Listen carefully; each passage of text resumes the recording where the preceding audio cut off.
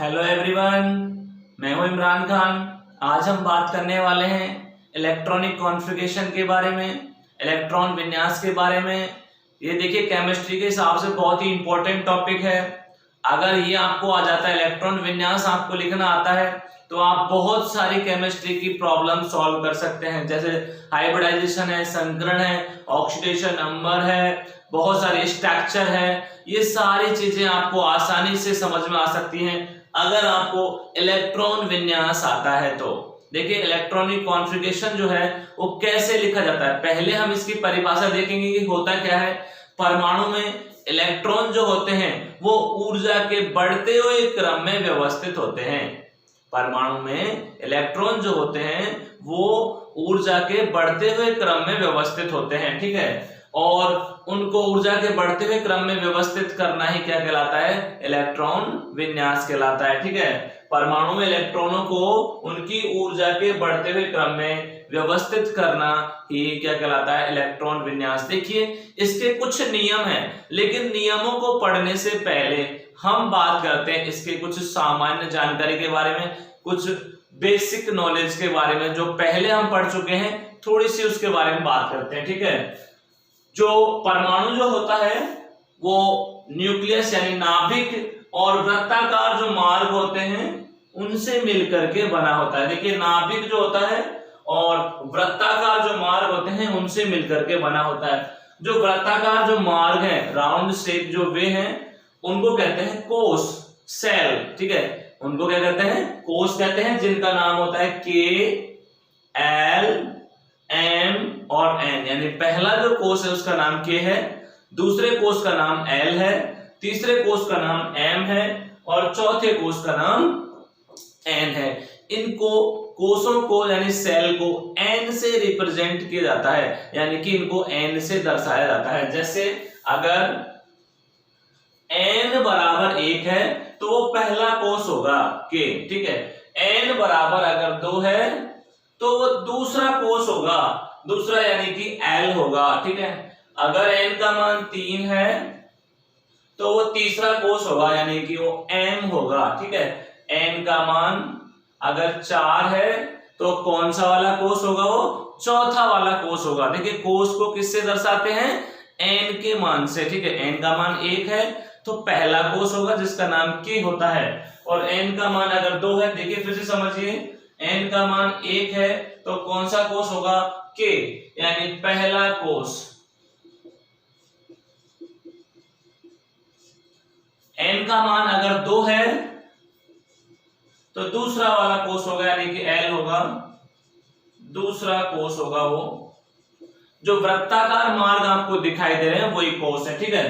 कोशों के अंदर क्या होते हैं, उपकोश होते हैं, यानी सब सेल होती हैं जिनका नाम होता है एस, पी, डी और एफ, ठीक है। कोश के अंदर उपकोश होते हैं जो एसपीडीएफ होते हैं। उपकोश के अंदर होते हैं कक्षक, ठीक है। मैंने यहाँ बताया ये कोश है, ठीक है। कोश के अंदर उपकोश है, उपकोश के अंदर कक्षक है, कक्षकों के अंदर क्या है, इलेक्ट्रॉन है, ठीक है। यहां तक आपको समझना है, ठीक है।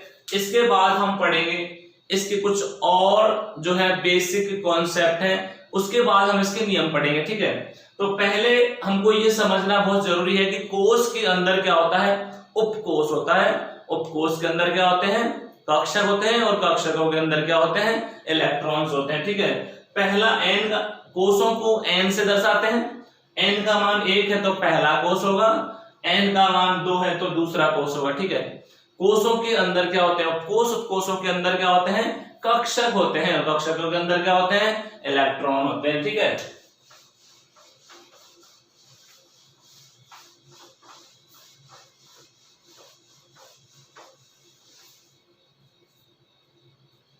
ये मैं कोश लिख रहा हूं, के, एल में यहां लिख देता हूं, के, ये एल, ये एम और ये एन, ठीक है। ये पहला कोश है। कौन सा कोश है, ये पहला कोश। एन का मान 1 हो गया। उपकोश, कोशों के अंदर उपकोश होते हैं। देखिए कोश और उपकोश क्या होते हैं, बराबर होते हैं, ये बात समझ लें ध्यान से। सेल और सब सेल बराबर होती है, यानी कि जितने कोष होंगे उसके अंदर उतने ही उपकोष होंगे। ठीक है, जैसे पहला कोष के है तो उसके अंदर एक ही उपकोष होगा। ठीक है, कौन सा? एस। ठीक है, पहला कोष के होता है और पहले कोष के अंदर एक ही उपकोष होता है। देखिए, कोष और उपकोष बराबर संख्या में होंगे। ठीक है, दूसरा जो कोष होता है एल, उसके अंदर दो उपकोष होंगे। देखिए, दूसरे कोष के अंदर दो उपकोष होंगे। ठीक है, तीसरे कोष के अंदर 3 होंगे, एस, पी और डी, और चौथे कोष के अंदर 4 उपकोष होंगे। देखिए, ये चौथा कोष है, 4 उपकोष है। ये तीसरा कोष है, 3 उपकोष है। ठीक है, दूसरा कोष है 2। पहले कोष के अंदर एक उपकोष होगा, दूसरे कोष के अंदर 2 उपकोष होंगे, और तीसरे कोष के अंदर 3 उपकोष होंगे। ठीक है, फिर से समझ में आ गया एक बार फिर से, जितने कोष होंगे उसके अंदर उतने ही उपकोष होंगे। ठीक है, कोष और उपकोष क्या होते हैं? बराबर। पहले कोष के अंदर एक उपकोष होगा। ठीक है, जैसे मैं इसको वापस से लिख देता हूं, यहां पर एक ही उपकोष होगा, ये पहला कोष है। यहां 2 उपकोष होंगे, एस और पी। यहां ये तीसरा वाला, देखिए, पहला, दूसरा, तीसरा, एस, पी और डी, तीसरा। चौथे में 4 होंगे, एस, पी, डी और एफ। ठीक है, चौथे कोष में 4 उपकोष होंगे। ठीक है, एक बार ये फिर से समझ लीजिए। और कोष, उपकोषों के अंदर क्या होते हैं? कक्षक होते हैं। देखिए, उपकोषों के अंदर क्या होते हैं? कक्षक, एस, पी, डी और एफ। ठीक है, उपकक्षक जो होता है ये वह स्थान होता है जहां इलेक्ट्रॉन पाए जाने की संभावना अधिकतम होती है। ठीक है, ये एक स्थान होता है कोष के अंदर जहां इलेक्ट्रॉन पाए जाने की संभावना अधिकतम होती है। लेकिन कक्षक को हम एक बॉक्स से दर्शाते हैं। ठीक है, एस कोष में कक्षकों की बात कर रहे हैं हम। कक्षक कितने होते हैं? एस में एक कक्षक होता है, पी में 3 कक्षक होते हैं।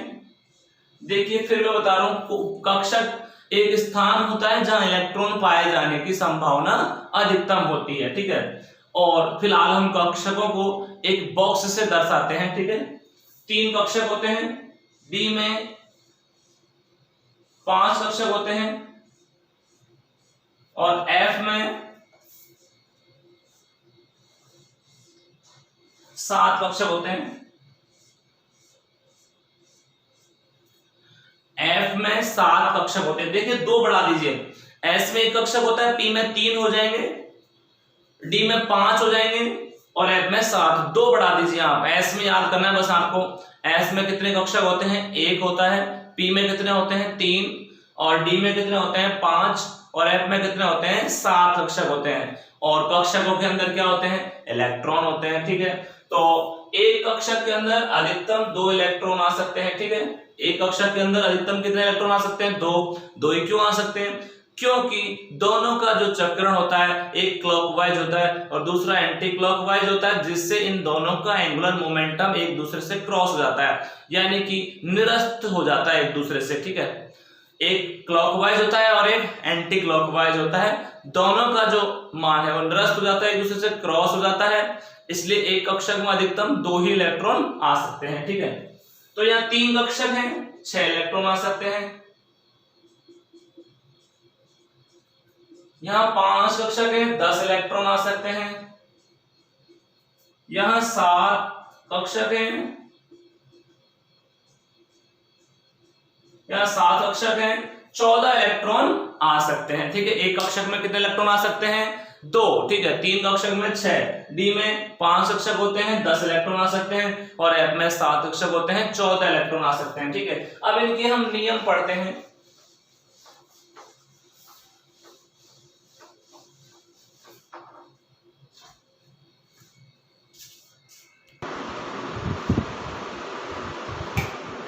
देखिए, पहला जो नियम है वो है n+l का नियम।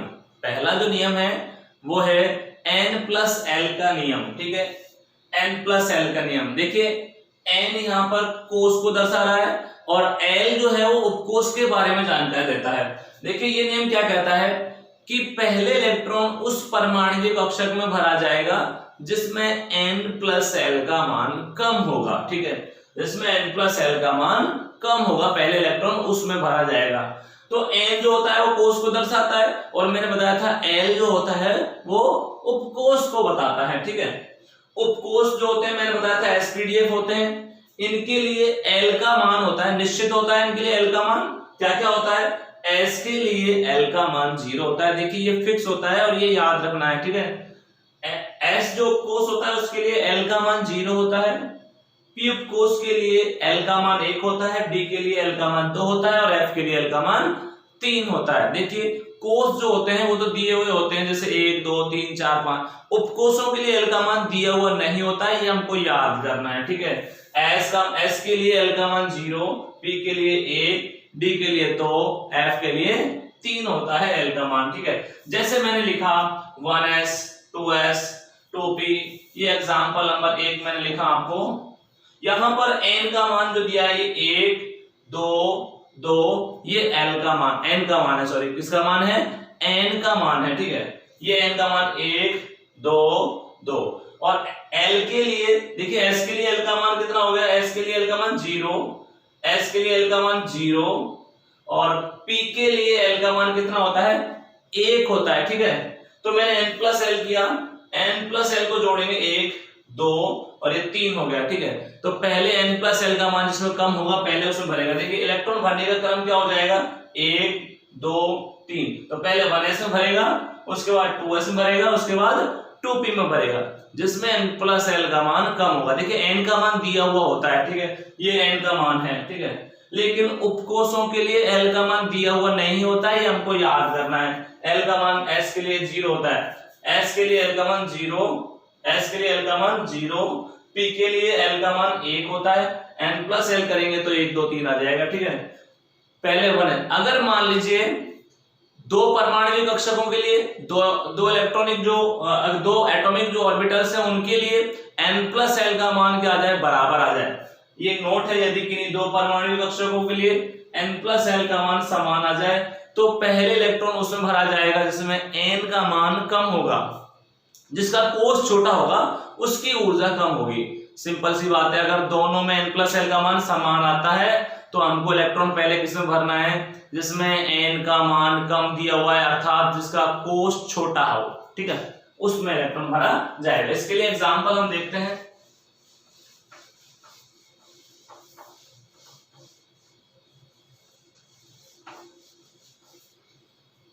देखिए यहां पर एक्चुअली दो परमाणु n+l का मान समान आता है। जैसे मैंने एग्जांपल नंबर 2 ले लिया, मैंने ले लिया 2p, एक लिया मैंने 3s। यहां पर n का मान देखते हैं 2 है, यहां n का मान 3 है, यहां पर p के लिए l का मान 1 होता है और s के लिए l का मान 0 होता है, ठीक है, s के लिए l का मान 0 होता है। अगर हम n+l करेंगे यहाँ पर 3 और यहाँ पर भी 3, यहाँ देखिए दोनों के लिए n+l का मान समान आ रहा है, तो हमको पहले इलेक्ट्रॉन किसमें भरना है, जिसमें n का मान क्या है, कम हो। देखिए यहाँ n का मान 3 है, यहाँ n का मान 2 है, तो पहले इलेक्ट्रॉन किसमें भरेगा, 2p में, ठीक है, 2p में भरेगा, उसके बाद 3s में भरना है, 2p में भरेगा, उसके बाद 3। अगर दोनों के लिए n+l का मान समान आता है तो पहले इलेक्ट्रॉन किसमें भरा जाएगा, जिसमें n का मान कम होगा। देखिए ये जो जितने भी मान होते हैं ये n के मान होते हैं और ये जो p और s जो है ये उपकोष है, इनके लिए l का मान देखना पड़ेगा, जो मैंने आपको अभी बताया था। s के लिए 0 होता है, p के लिए 1 होता है, d के लिए 2 होता है, f के लिए 3 होता है, ये आपको देखना पड़ेगा। n+l करके देख लेंगे, जिसके लिए n+l का मान कम आ रहा है उसमें पहले भरेंगे। अगर दोनों के लिए n+l का मान समान आ रहा है तो पहले उसमें भरेंगे जिसमें n का मान कम है, ठीक है। दूसरा जो नियम है वो है हुंड का नियम, ठीक है, हुंड का नियम। दूसरा जो नियम है इसका वो है हुंड का नियम, ठीक है।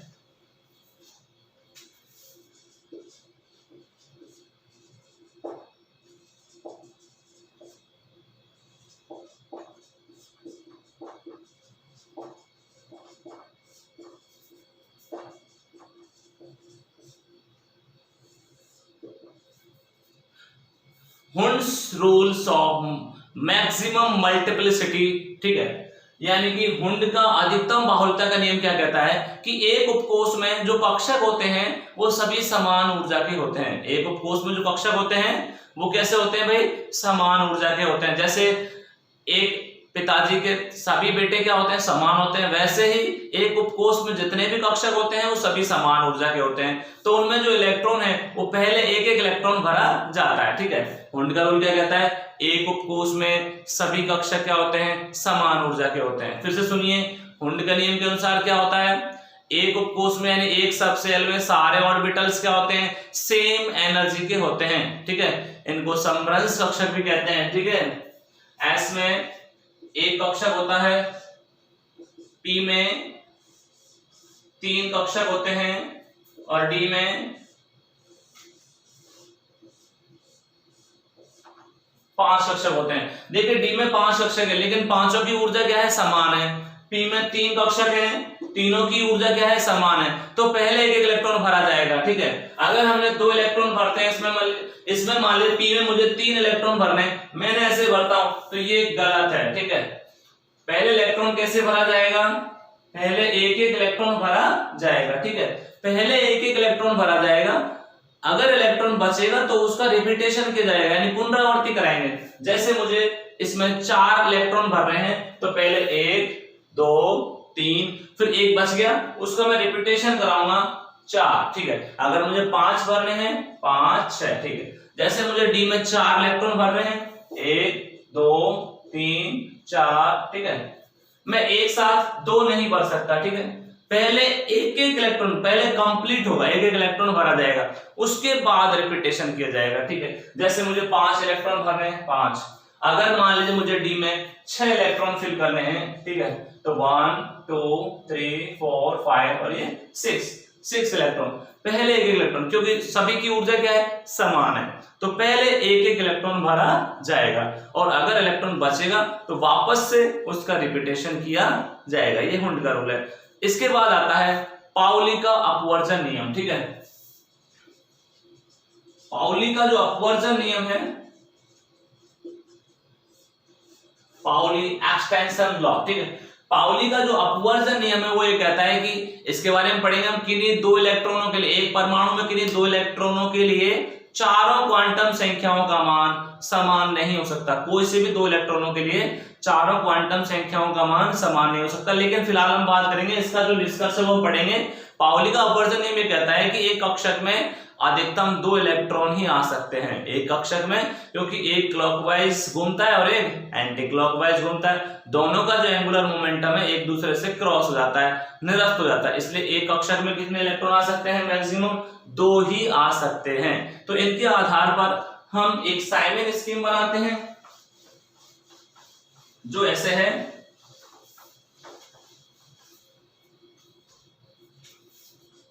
One S 2s 3s 4s 5s, ठीक है।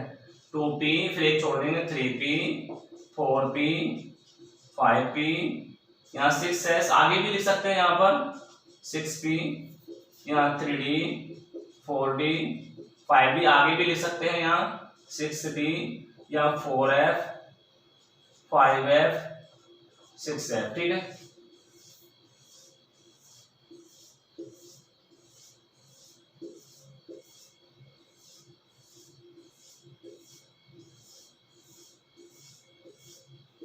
इस तरीके से ये एक रूल है, एक ऑर्डर है।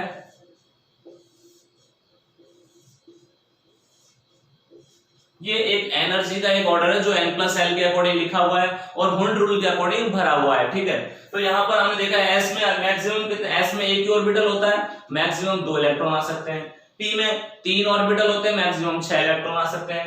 d में 5 ऑर्बिटल होते हैं और मैक्सिमम इलेक्ट्रॉन 10 आ सकते हैं। और f में 7 ऑर्बिटल होते हैं, अधिकतम इलेक्ट्रॉन 14 आ सकते हैं, ठीक है। तो जैसे मैं भरना चाहूं इलेक्ट्रॉन किसी के अंदर, जैसे मैं कोई भी एग्जांपल ले सकते हैं हम, जैसे मैं लिथियम ले लिया मैंने, यहाँ पर मुझे 3 इलेक्ट्रॉन फिल करने हैं। देखिए मैक्सिमम तो इतने 2 6 10 और 14 मैक्सिमम, लेकिन जितने हमको भरने, जितना हमको दिया गया हमको उतने ही भरने हैं, ठीक है। जैसे मुझे लिथियम का लिखना है, 3 नंबर पर आता है लिथियम, पहले मैं 1s में भरूंगा, यहाँ पर 1s में भरना है मुझे। s में एक ही ऑर्बिटल होता है, 2 इलेक्ट्रॉन भरने हैं। उसके बाद मैं कहां जाऊंगा 2s में, ठीक है। यहाँ 3 ही भरने मुझे, तो इसलिए यहाँ पर 1 ही आएगा, ठीक है। मैक्सिमम तो इसमें 2 आ सकते हैं, लेकिन मुझे टोटल 3 ही भरने हैं, इसलिए इसमें 1 भरा जाएगा। जैसे मैं बात करूं बेरिलियम की 1s2 2s2, ठीक है, मैक्सिमम। जैसे मैं बात करूं बोरॉन की 1s2 2s2 2p1, देखिए s में एक ही ऑर्बिटल होता है, मैक्सिमम 2 इलेक्ट्रॉन आ सकते हैं। s में एक ही ऑर्बिटल होता है, मैक्सिमम 2 इलेक्ट्रॉन आ सकते हैं। और p में 3 ऑर्बिटल होते हैं, इसमें कितने इलेक्ट्रॉन आएगा, 1 ही इलेक्ट्रॉन भरा जाएगा। जैसे कोई सा भी आप ले सकते हैं, जैसे मैं ले सकता हूं सोडियम का 1s2 2s2 2p6, और 2p के बाद कहा जाएगा 3s में। 3s में कितना भरना है, मुझे 1 ही भरना है, क्योंकि मुझे टोटल 11 इलेक्ट्रॉन भरने फिल करने, 11 इलेक्ट्रॉन फिल करने 1s 2s, ठीक है। s में एक ही ऑर्बिटल होता है, मैक्सिमम 2 इलेक्ट्रॉन फिल होते हैं। s में एक ही ऑर्बिटल होता है, मैक्सिमम 2 इलेक्ट्रॉन। और p में 3 इलेक्ट्रॉन होते हैं, मुझे 6 इलेक्ट्रॉन फिल करने, a 1 2 3 4 5 6, ठीक है। और s में एक ऑर्बिटल होता है, एक ही इलेक्ट्रॉन फिल होगा। इस तरीके से यहाँ एटॉमिक कॉन्फ़िगरेशन, इलेक्ट्रॉनिक जो कॉन्फ़िगरेशन है वो हम लिख सकते हैं किसी भी एटम का। एक्सेप्शन को छोड़कर, तो उनकी एक्सेप्शन की हम अलग से बात करेंगे। फिलहाल हमें इनका जो इलेक्ट्रॉनिक कॉन्फ़िगरेशन है वो इस तरीके से लिखा जा सकता है, ठीक है।